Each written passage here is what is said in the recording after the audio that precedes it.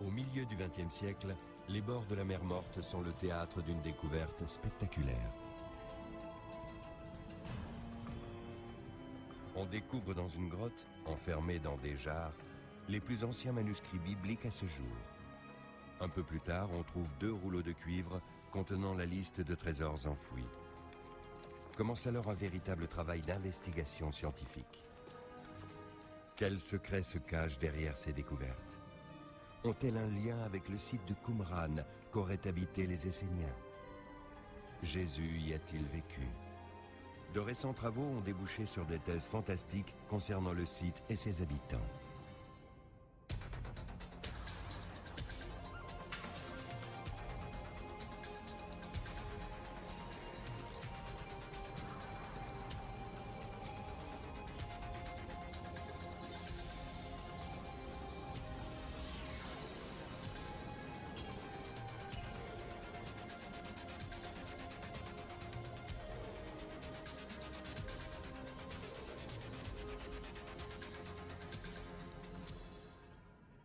Comme souvent, une légende est à l'origine de cette fabuleuse découverte. Tout commence en 1947, par une chaude matinée de printemps. Des Bédouins conduisent leurs troupeaux sur les falaises de la rive ouest de la mer Morte. Pour Mohamed Eddib, à droite sur la photo, c'est un jour de chance. Alors qu'il poursuit une chèvre égarée, il jette une pierre dans une grotte. Une poterie se brise, découvrant des paquets de tissus d'un blanc sale. Mohamed emporte sa mystérieuse trouvaille pour la montrer à ses compagnons. Les hommes paraissent déçus de ne trouver sous la toile fétide que des rouleaux de cuir sombre et collés. Qu'est-ce que cela peut bien être? Les Bédouins n'ont jamais vu ce genre de choses et ne savent pas quoi en faire.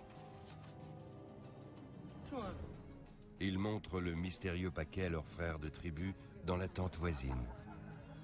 Mais eux non plus ne se doutent pas qu'ils tiennent entre les mains un véritable trésor, bien plus précieux et important que l'or ou l'argent.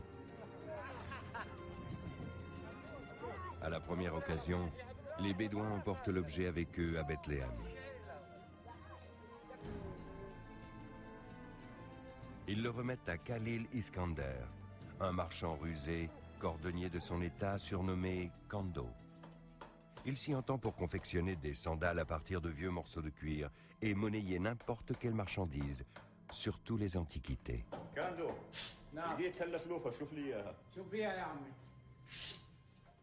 À la vue des rouleaux noircis effrayables recouverts de caractères bizarres, Kando, un chrétien syrien qui a lu la Bible, flaire une bonne affaire. Il les achète 5 $. Les vieux manuscrits, il le sait, peuvent rapporter une coquette somme. Il charge son ouvrier de les remettre à un homme à Jérusalem, malgré la prohibition du marché noir d'antiquités. Dans les années 1990, Kando se rappelle avoir essayé de vendre les parchemins en secret. Il s'adressera finalement à l'évêque syrien de Jérusalem.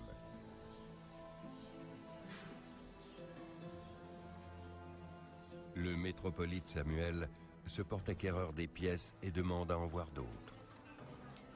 À partir de là, l'affaire prend de l'ampleur. D'autres documents sont bientôt exhumés des grottes, notamment des centaines de fragments, souvent emballés dans des boîtes de cigares. En novembre 1947, les Britanniques ont divisé la ville sainte en 2 zones. En pleine période de troubles politiques liés à la fondation de l'État d'Israël, 2 manuscrits atterrissent, malgré les barbelés, dans le secteur juif de Jérusalem.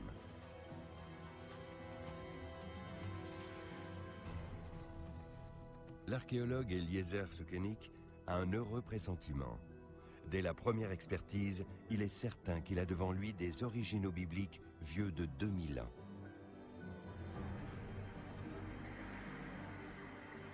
Au même moment, des chercheurs américains déchiffrent les textes achetés par l'évêque Samuel. John Trevor identifie l'un des parchemins comme la plus ancienne copie du livre d'Isaïe. Son célèbre confrère, William Albright, le félicite chaleureusement de sa découverte. Pour lui, l'authenticité des documents ne fait aucun doute. Ainsi, l'évêque Samuel est en possession d'un trésor. Les manuscrits de la mer Morte datent de l'époque de Jésus. Mais sitôt l'euphorie passée, se pose la question de savoir en quoi leur contenu éclaire les origines du christianisme.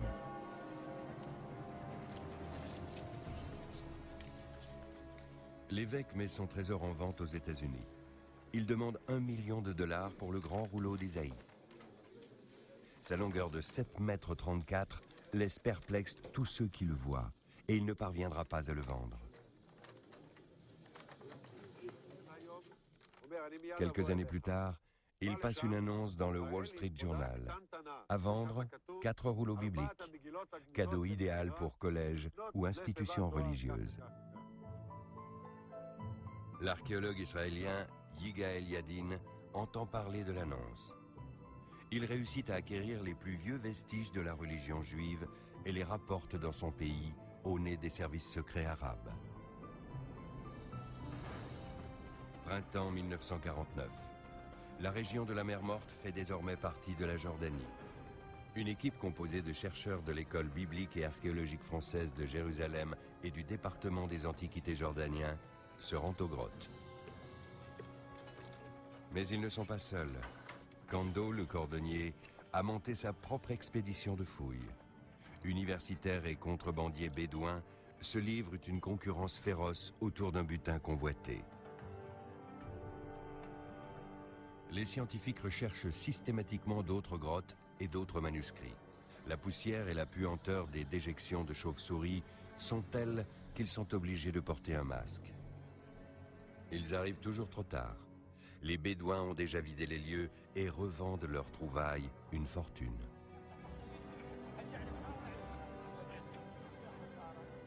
Dans les années qui suivent, ils découvrent dans un rayon d'1,5 km de la première grotte 10 autres grottes renfermant des dizaines de milliers de fragments.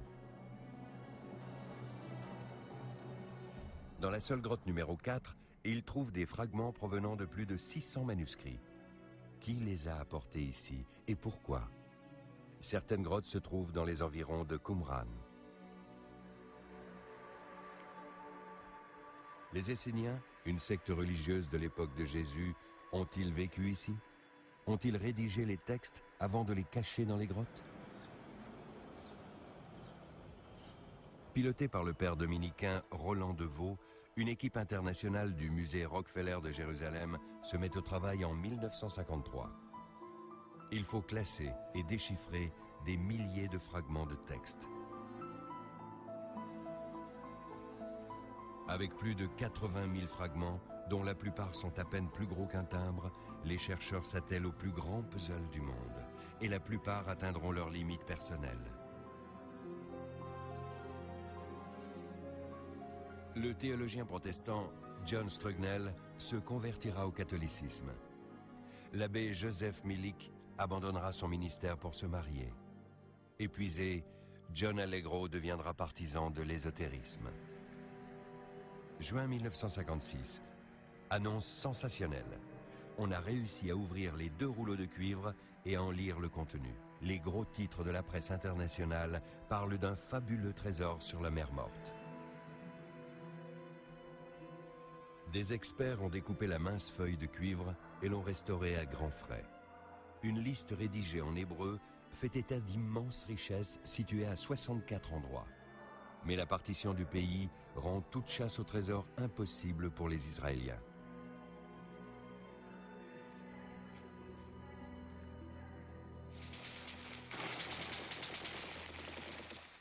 « 11 ans ont passé.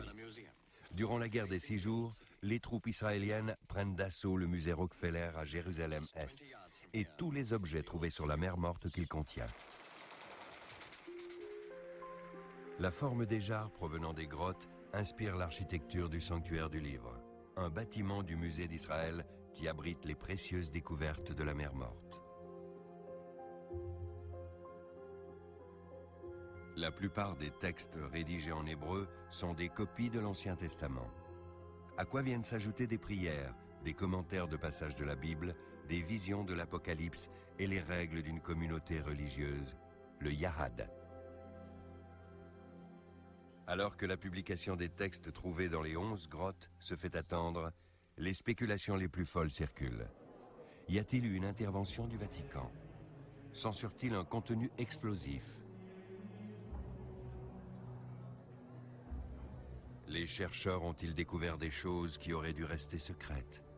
Ont-ils cédé à la crainte de Dieu? Autant de questions que le père de Vaux ne se pose pas encore à l'époque. En 1951, l'archéologue commence seulement à fouiller le désert rocailleux de la mer Salée. Plus précisément, les ruines de Qumran, jusque-là inexplorées, situées sur un haut plateau non loin des grottes des grands manuscrits. C'est ici qu'une secte religieuse très stricte se serait installée. À l'ouest de la mer Morte habitent les Esséniens, écrit déjà Pline l'Ancien au milieu du 1er siècle de notre ère. Un peuple solitaire et singulier qui vit sans femme, sans argent, avec pour seule compagnie ses palmiers. Les Esséniens ont-ils vécu à Qumran? Au cours de 5 campagnes, De Vaux et son équipe ont mis au jour les vestiges d'imposants bâtiments. L'abbé est convaincu d'avoir sous les yeux la cité décrite par Pline. Qumran se situe à l'ouest de la mer Morte et toujours selon l'historien romain, se trouve au sud de celle-ci, l'oasis En-Gedi. De Vaux y voit les ruines d'un monastère de la communauté essénienne. Le site focalise toute l'attention du public. D'innombrables théories alimentent une violente querelle d'érudits qui perdure jusqu'à nos jours.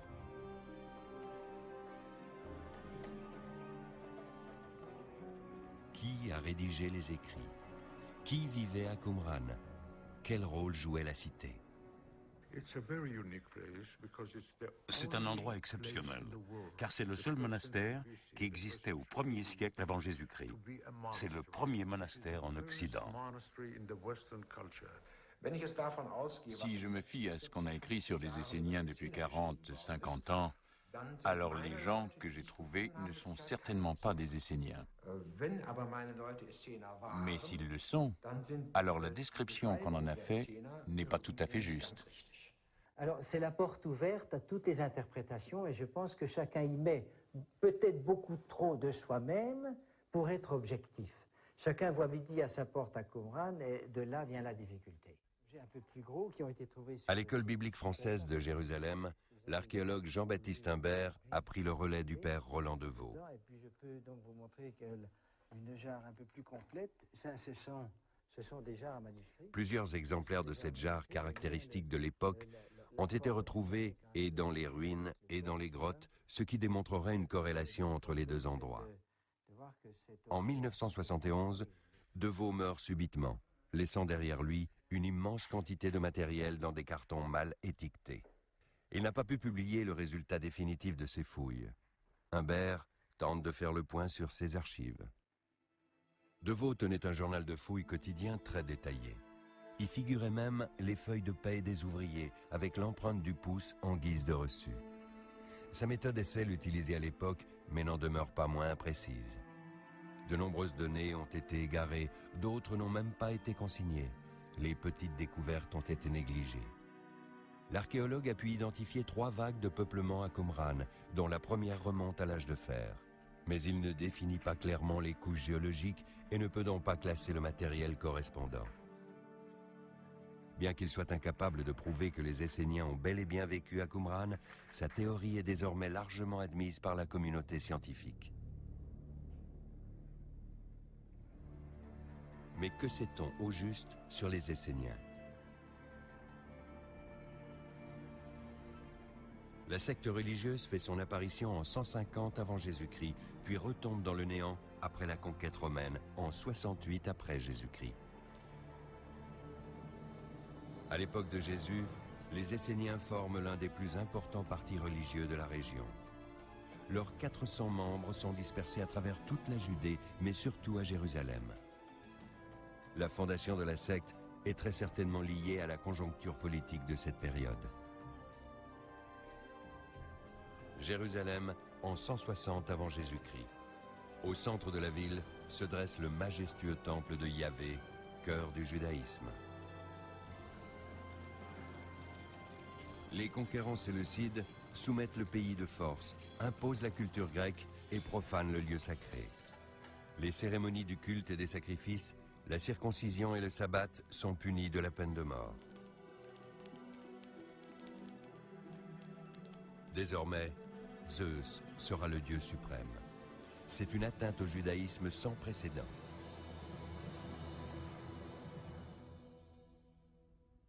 Jérusalem s'adapte. L'architecture grandiose de l'ancien quartier des prêtres est l'aveu que les serviteurs du temple font partie de l'élite et qu'ils ont adopté le mode de vie helléniste. Des mosaïques colorées d'inspiration grecque et de spacieuses réserves témoignent du luxe dans lequel vivent les religieux. Seul le mikvé, le bain rituel, indique que des Juifs vivent ici. Ainsi que la menorah, le chandelier à 7 branches, l'un des principaux symboles de leur foi. Aux yeux des Juifs orthodoxes, la Jérusalem grecque est totalement souillée.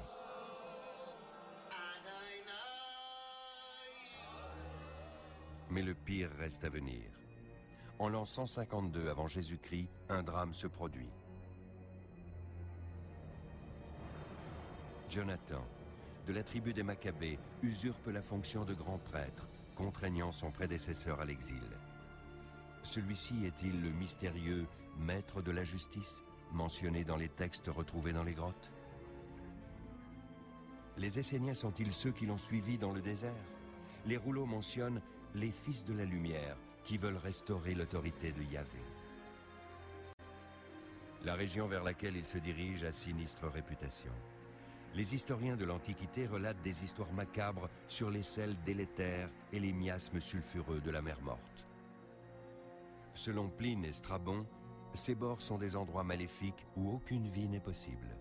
C'est ici que Dieu aurait englouti, sous une pluie de cendres, les villes de Sodome et Gomorrhe. Les Esséniens se sont-ils installés sur le vaste plateau près des eaux mortes? Ce lieu est-il devenu la capitale de la Réforme?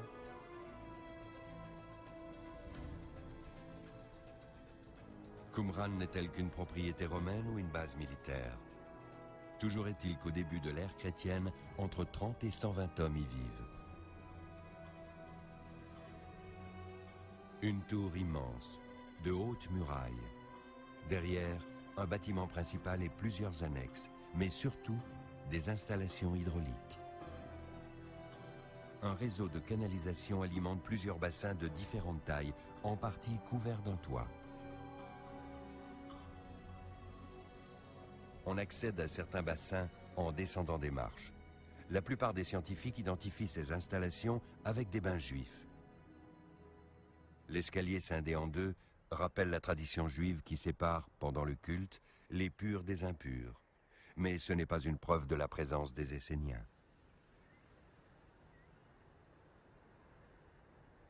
Le rôle des autres bassins, d'une capacité d'environ 1000 mètres cubes, demeure obscur.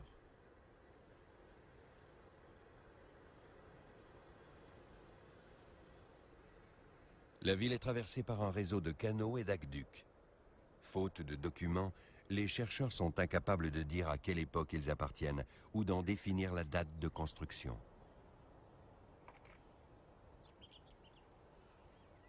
L'eau provient des montagnes de l'ouest, où les précipitations sont régulières. Elle est acheminée via un aqueduc sur 800 mètres à travers la roche.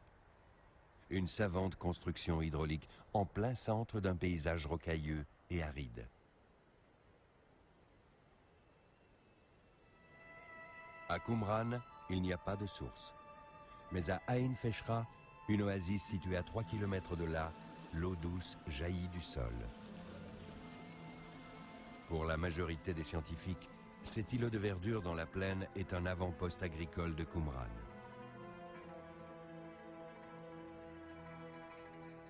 Deveau y avait déjà exhumé des murs de fondation, ainsi que des pièces d'habitation et des magasins pour entreposer les récoltes. Plusieurs bassins assez vastes étaient également visibles, mais le père n'a pas su déterminer leur fonction. C'est un sujet controversé. Si on affirme que des Esséniens ont vécu ici, on peut aussi se demander pourquoi ils ont construit cette cité. Ma théorie est que l'ensemble du site, y compris celui de Ain Feshra, a servi à fabriquer les manuscrits. Le théologien pense que certains des grands bassins de Qumran servaient au finissage du parchemin, tandis que les pots étaient dégrossis à Ain Feshra.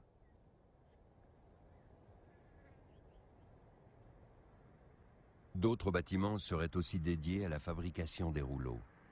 La partie tout en longueur serait l'atelier dans lequel les parchemins étaient découpés. Juste à côté se trouverait l'imposante bibliothèque avec une antichambre et un banc circulaire.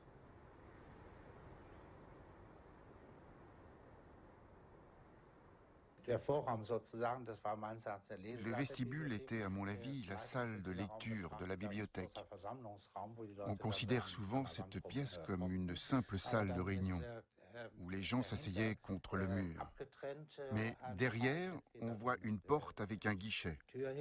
Et derrière ce guichet se trouve une espèce de table qui, depuis, s'est en partie effritée. Le bibliothécaire étalait les manuscrits sur la table à l'endroit souhaité, puis les remettait en main propre au lecteur à travers le guichet. La bibliothèque essénienne de Stegeman est un élément important de la thèse classique concernant Qumran, même si les bibliothèques de cette époque étaient bien plus modestes et ne comportaient ni table ni guichet. Un escalier le long du mur extérieur conduit à l'étage supérieur du bâtiment, qui aurait abrité la salle d'écriture de la communauté. Dans la littérature spécialisée, ces objets trouvés à Qumran sont mentionnés sous le nom de table des Esséniens et de banc des Esséniens. Il est un fait que la largeur de la table correspond à la hauteur de la plupart des manuscrits. Le professeur de Göttingen se représente très concrètement le quotidien à Qumran. Les textes étaient dictés.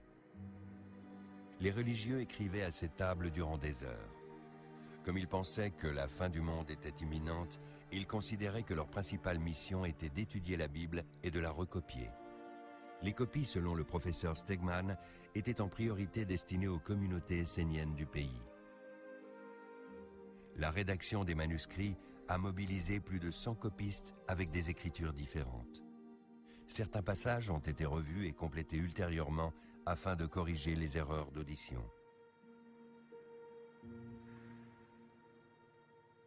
Des encriers et des lampes à huile, découvertes par Deveau il y a 50 ans, apportent la preuve de la frénésie d'écriture des Esséniens à Qumran. Des objets du quotidien confirment que les habitants de Qumran menaient une vie frugale, adaptée aux conditions du désert. Des coupes en céramique sobre, des brocs en pierre, des peignes en bois et un instrument spécial déjà mentionné par le chroniqueur Flavius Joseph, une houe essénienne qui servait aux hommes à enterrer leurs besoins dans le désert. D'après la règle de la communauté, dont le texte a été retrouvé dans la grotte 1, le Yahad partage tous ses biens et ignore la propriété privée. Tous ses membres pratiquent l'agriculture et l'élevage et récoltent les maigres fruits de la terre salée, notamment les dattes.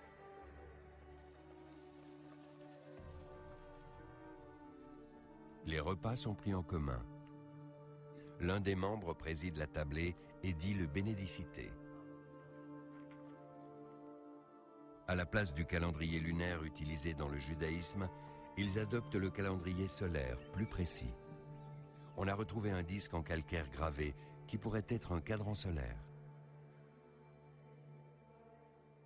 Les chercheurs ont aussi découvert, notamment dans les grottes, des accessoires du culte comme des lanières de prière et des petites boîtes contenant des versets des Saintes Écritures que les fidèles portaient sur le front.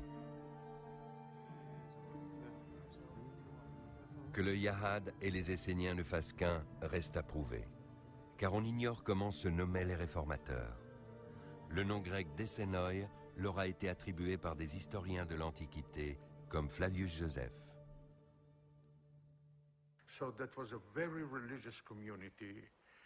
L'extrême dévotion de la communauté se reflète à travers les 10 bains rituels réunis sur une surface de seulement un demi-hectare.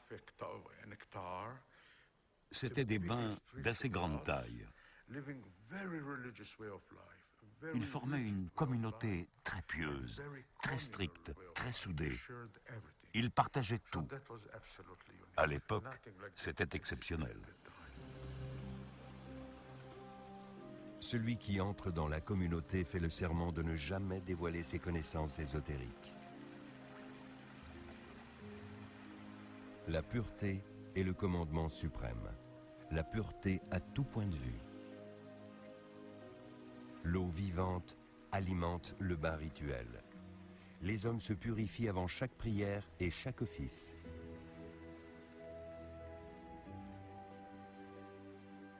La règle de la communauté dit « On ne peut devenir pur à moins de renoncer à sa méchanceté ». Sa devise est « Justice et crainte de Dieu ».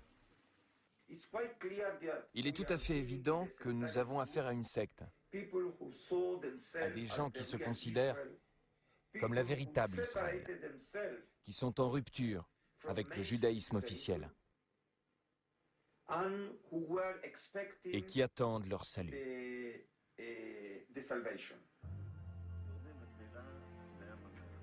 Leur discours sur la non-violence et l'amour du prochain rappellent le sermon sur la montagne. Pas étonnant que Jésus soit toujours ramené aux habitants de Qumran.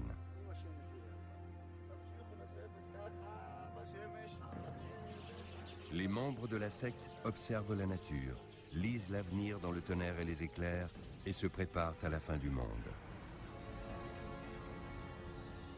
Manifestement, les rouleaux de parchemin trouvés dans les grottes, les chroniques des historiens et les fouilles du Père de Vaux se complètent parfaitement. Toutes ces sources prétendent en effet que les Esséniens ont vécu à Qumran et rédigé des textes sacrés qu'ils ont cachés dans les grottes. Mais de plus en plus d'archéologues ont du mal à faire la relation entre les habitants de Qumran, les Esséniens et les manuscrits des grottes. Ils plaident pour de nouvelles fouilles et un traitement plus objectif des découvertes faites jusqu'à présent, qui intègrent notamment le contexte régional. Autrement dit, à quoi ressemblait la région de la mer Morte il y a plus de 2000 ans? Qumran était-elle vraiment un monastère au beau milieu du désert? L'importance d'une cité est aussi fonction du potentiel économique de la région et des voies de communication. D'où venaient les contacts? D'où provenait la culture matérielle? À l'heure actuelle, il n'y a pas de réponse satisfaisante à ces questions. Mais il faut se les poser. Et cela ouvre des perspectives de recherche tout à fait nouvelles, qui tiennent moins compte des textes, mais davantage de la région dans laquelle cette cité est née. Ce n'est qu'en étudiant la région alentour et l'infrastructure présente que l'on pourra faire des recoupements pertinents avec le rôle et les habitants de Qumran. Providence, Rhode Island, novembre 2002. À l'université Brown se tient la première conférence purement archéologique sur Qumran. La presse américaine consacre sa une à l'événement et se fait l'écho des débats houleux concernant la question suivante. Qui a réellement fabriqué et caché les manuscrits de la mer Morte? Une fois de plus, la magie de Qumran, son rôle et ses habitants ne recueillent aucun consensus parmi les chercheurs. Ce qui n'est guère étonnant dans une affaire où l'archéologie et la théologie, la science et les croyances se côtoient intimement et rendent tout dialogue difficile. Les manuscrits et Qumran étaient jusqu'à présent considérés comme indissociables. Les spécialistes veulent désormais étudier les découvertes archéologiques indépendamment des manuscrits. Tous les rouleaux, sans exception, ont été trouvés dans les grottes. Aucun à Qumran. En outre, le nom arabe de la ville, Rirbet Qumran, n'est cité nulle part dans les manuscrits. Il n'y a donc aucune raison de la mettre en parallèle avec les manuscrits. Qumran est un endroit unique. Nous sommes en possession de 900 rouleaux. Nous avons un site archéologique parfaitement préservé. Je trouve stupide de vouloir comprendre Qumran sans étudier les rouleaux. Il faut tout prendre en compte. Il faut remettre Qumran à sa place. L'intérêt de la polémique est de critiquer les anciens modèles, de les renier si nécessaire, puis de repartir de l'avant. Tous les questionnements sont utiles. Mais les nouvelles données dont nous disposons nous forcent à aborder toute la problématique sous un nouvel angle. Et c'est passionnant de voir ce qu'il sortira de cette nouvelle interprétation.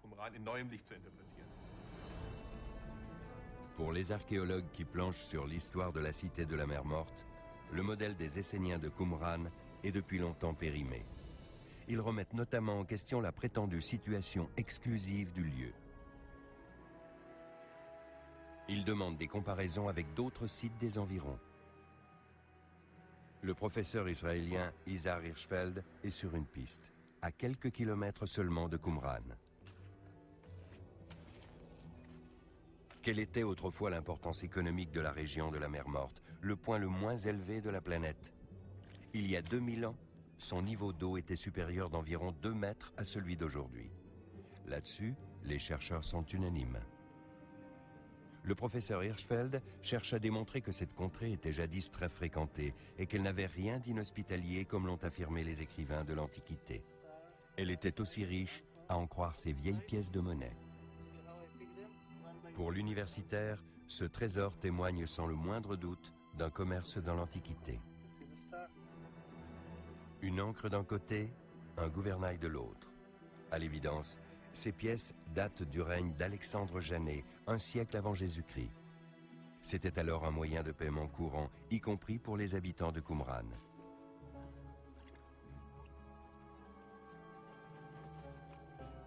La mer Morte n'était peut-être pas si morte que cela. Son sel était déjà une marchandise très exportée. Au nord d'En-Gedi, Hirschfeld découvre une petite cité. Contrairement à ses confrères, il pense que les Esséniens ont autrefois habité ici, au pied des falaises. Il s'appuie sur les écrits de Pline.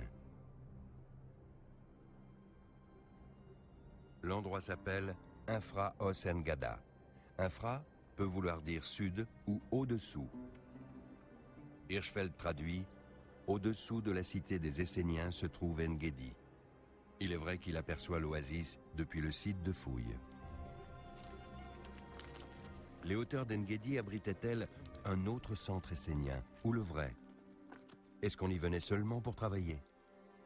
Toujours est-il que les mystérieux bassins ne sont plus considérés comme des bains rituels. Que les Esséniens aient vécu à cet endroit reste hypothétique. Les preuves archéologiques manquent. La seule certitude est que le site était habité. Par qui? Personne ne le sait.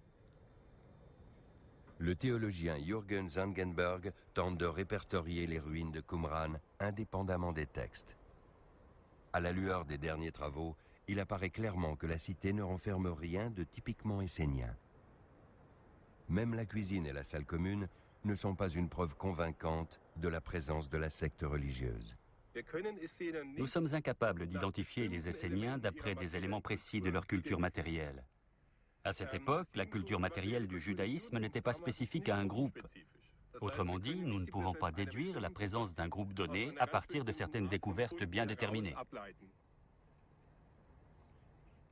Les jarres contenant les rouleaux n'ont jamais constitué une preuve de la présence essénienne, quand bien même ils auraient été fabriqués dans la cité et cuits dans ces fours. Pour le docteur Zangenberg, il y avait à Qumran 2 manufactures distinctes.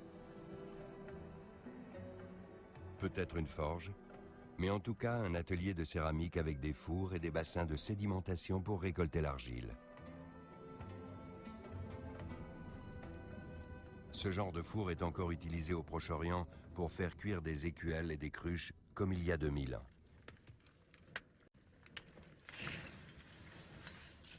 Dans cet atelier de potier moderne sur la rive est de la mer Morte, on utilise encore les bassins pour obtenir une matière première aussi pure que possible. L'argile est foulée en souplesse, selon un procédé millénaire qui réclame patience et endurance.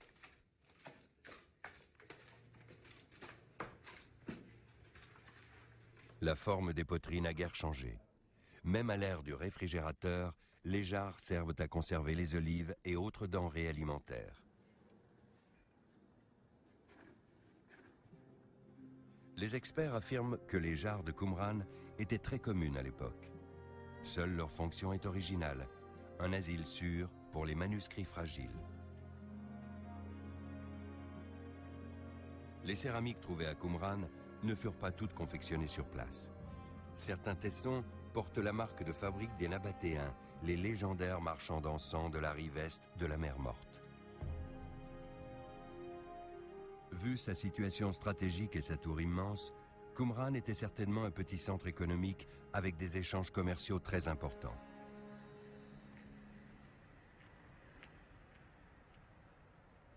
À une dizaine de kilomètres au sud, les archéologues ont dégagé du sable le port de l'antiquité Mazine, aujourd'hui sur la terre ferme.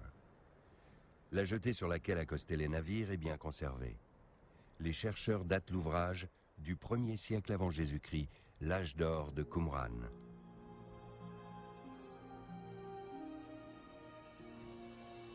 Là encore, une tour gigantesque avec vue sur la berge est un repère visible de loin.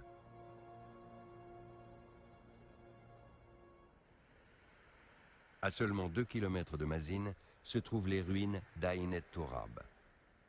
Comme de juste, les archéologues y ont découvert les vestiges d'une tour ressemblant à une forteresse. Les similitudes des trois sites en termes de situation et d'architecture confirment que Qumran n'était ni isolé ni exceptionnel. C'était une région très peuplée. On sait que la Grande Mer Salée accueillait dans l'Antiquité un important trafic maritime. Le sol en mosaïque d'une église de Madaba, en Jordanie, représente la plus vieille carte de Palestine du monde. Elle montre le Jourdain et la mer Morte, sur laquelle naviguent 2 bateaux. Ainsi que Callirhoé, autrefois célèbre station thermale. Flavius Joseph mentionne la venue dans cette ville d'un hôte prestigieux sur sa barque d'Appara, le roi Hérode en personne.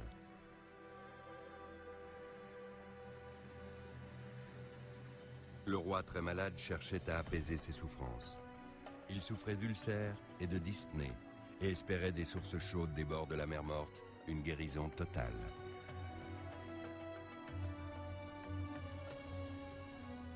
Une équipe allemande a découvert à Callirhoé un vaste site portuaire, mais n'a pas encore défini la vocation des différents corps de bâtiments.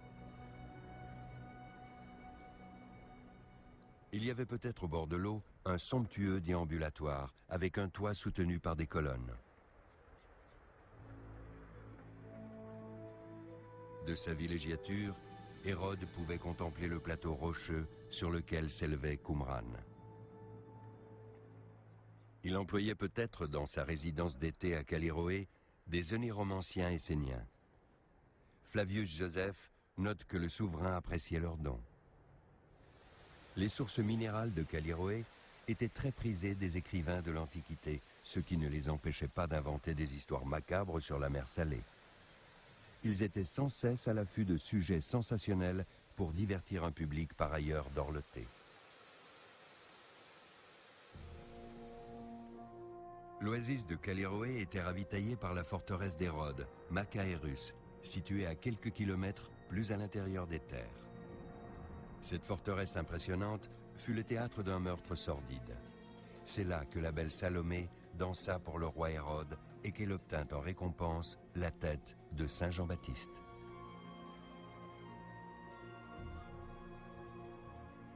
Celui-ci serait enterré dans la cité d'en face, à Qumran, mais on n'en a aucune preuve tangible.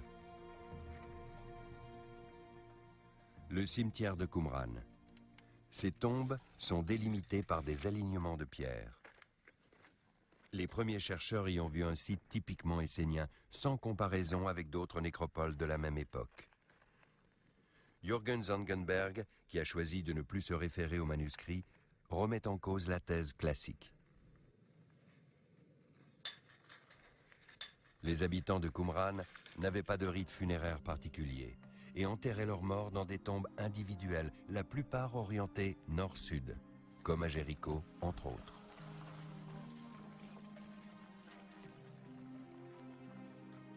Des textes retrouvés à Qumran, il ressort que pour la communauté, le paradis était au nord.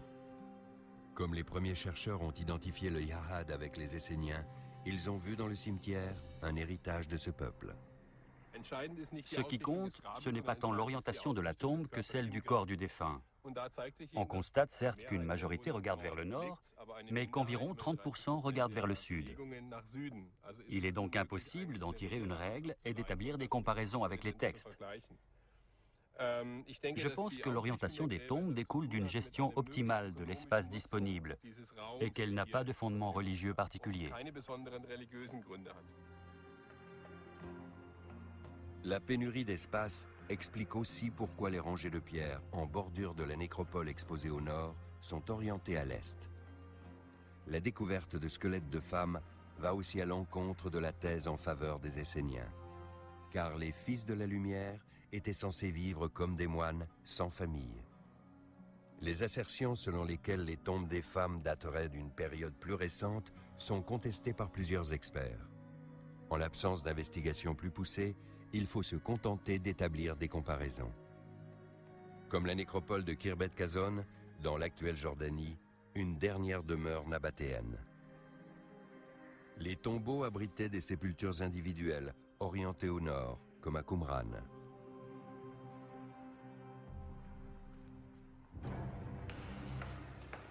Université d'Eichstätt, février 2003. Ici repose un trésor inestimable. Un legs de Roland Deveau, encore emballé dans son carton original de 1958. « 23 fragments de squelettes issus de la première grande campagne de fouilles sur le plateau. Une collection unique. » L'anthropologue allemand Olaf Röhrer-Hertel en a hérité de son prédécesseur Gottfried Kurt. Il a rassemblé des crânes et des ossements il y a déjà plusieurs années. La collection comprend des hommes, des femmes et des enfants, y compris un jeune garçon de 8 ans, le seul squelette complet. Les analyses d'ADN n'ont rien donné de probant. Mais le chercheur est convaincu que les ossements trouvés à Qumran datent du début de notre ère. C'est une certitude. Tous les inventaires de tombes que j'ai examinés datent de l'époque de Qumran. On le voit à la coloration et à la consistance, car le sel les a tous très abîmés. Tellement abîmés qu'on ne peut même plus prélever ni collagène ni acides aminés pour faire une datation au carbone 14. En d'autres termes, tous les squelettes que j'ai examinés datent obligatoirement de l'époque de Qumran. Des crânes d'hommes, de femmes et d'enfants. Cela tend à contredire la thèse d'une communauté de célibataires. Certaines dents sont en bon état, avec une surface lisse.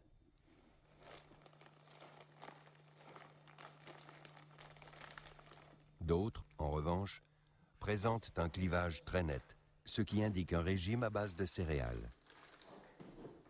Le chercheur en conclut que les habitants de Qumran mangeaient une nourriture variée. Seuls les notables consommaient des céréales. Autrement dit, vivait ici une société très hiérarchisée.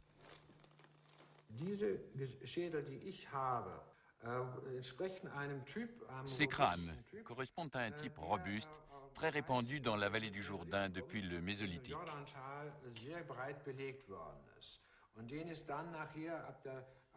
On le retrouve ultérieurement à partir de l'âge de bronze dans la région de Petra, au sud de la mer Morte. Mais pas dans la plaine littorale, ni à Jérusalem. Dire que les habitants de Qumran, qui par la suite ont enterré leurs morts ici, sont originaires de Jérusalem est erroné. Les squelettes que nous avons sont ceux d'habitants de la vallée du Jourdain. J'en conclus qu'ils viennent aussi de là. Mais pourquoi ces hommes ont-ils quitté la fertile vallée du Jourdain pour s'installer sur les bords de la mer Morte à Qumran? La réponse à cette question se trouve à Masada, la spectaculaire forteresse d'Hérode située non loin de là. L'imposante forteresse, avec ses terrasses et ses palais spacieux, était autrefois réputée inexpugnable. Après la conquête de Jérusalem par les Romains en l'an 70 après Jésus-Christ, les zélateurs juifs se réfugient derrière les murs de la forteresse où 3 années durant, ils résistent à l'assaut ennemi.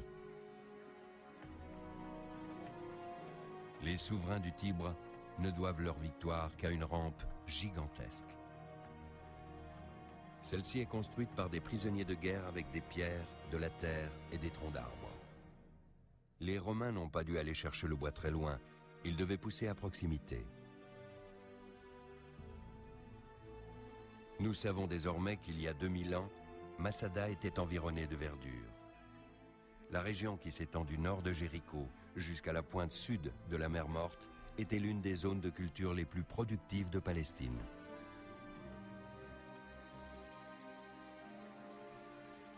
Ce n'est pas un hasard si la belle Cléopâtre se fait offrir par son fiancé Marc-Antoine l'oasis de Jéricho.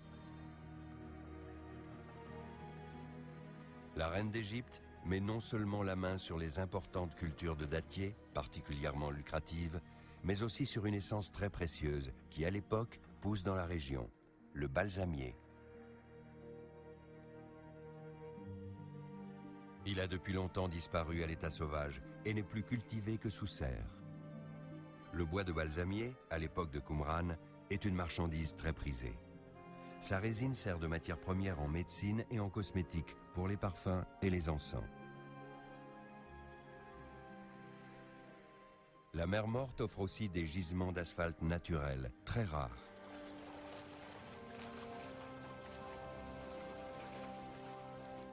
Les Égyptiens de l'Antiquité s'en servaient pour la momification de leurs défunts. L'asphalte est par ailleurs utilisé pour le calfatage des navires, ainsi que pour ses propriétés thérapeutiques comme fortifiant. Une source de profit assurée. De nombreux documents attestent de l'importance économique de la région. Partout où l'eau douce affleure, s'épanouissent dattiers et autres produits des champs. Non loin de l'oasis En-Gedi, l'archéologue Yigael Yadin trouve un vieux panier contenant des objets de l'an 132 après Jésus-Christ.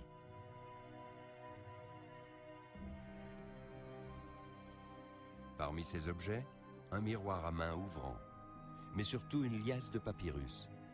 Des pièces d'une valeur scientifique inestimable qui appartiennent à une femme du nom de Babta ou Babata.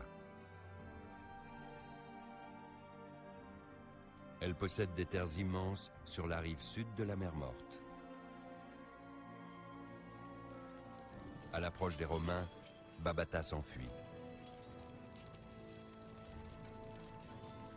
Contrainte d'abandonner ses plantations de dattiers qui lui assuraient un revenu confortable, l'intelligente femme d'affaires ne réussit à sauver que quelques objets de valeur personnelle, mais surtout ses documents.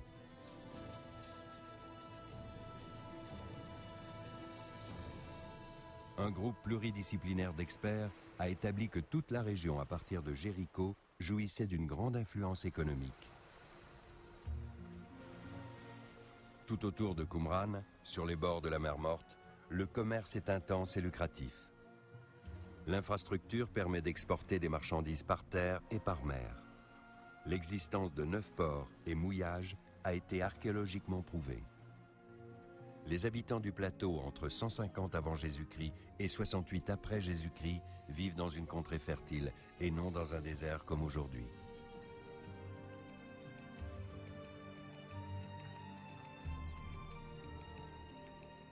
Qumran n'est donc plus un monastère isolé, mais un centre de commerce animé. La bibliothèque essénienne devient un magasin pour entreposer dattes et autres produits agricoles.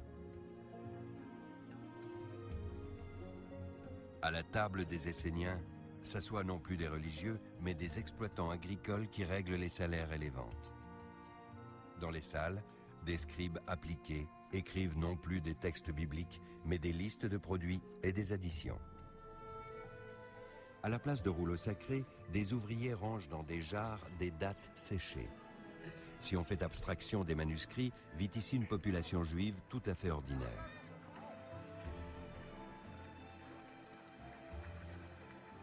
Y compris peut-être des Esséniens, comme partout en Judée à cette époque. Chaque cité possède ses bains rituels, mais la majorité des bassins sont alloués à une autre fonction. À la place des parchemins, les habitants confectionnent du vin de date ou des parfums coûteux au bois de balsamier pour la société de Jérusalem. Contrairement à ce que laissent supposer les montagnes escarpées, Qumran n'est pas une cité isolée. Cette cité est tout sauf isolée. C'était le centre d'un grand domaine d'État chargé de mettre en valeur les richesses de la région, à savoir les dattiers, le bois de balsamier, l'asphalte et le sel. Ce n'est pas un lieu pour une secte apocalyptique qui s'est aliénée du reste du monde. L'origine des manuscrits demeure obscure. Ils pourraient provenir de la bibliothèque du Temple de Jérusalem. Après la conquête romaine, les Juifs ont peut-être emporté les textes sacrés sur la mer Morte, dont les grottes constituent, de mémoire d'homme, des cachettes sûres. Jésus n'a jamais vécu à Qumran. Les scientifiques sont unanimes sur ce point. Quelle que soit la communauté qui ait placé les manuscrits dans les jarres, ceux-ci restent les témoins les plus anciens et les plus précieux de la religion juive. Mais un secret perdure depuis maintenant 2000 ans. Qui composait le Yahad et qui étaient les fils de la lumière? Un mystère qui reste à élucider.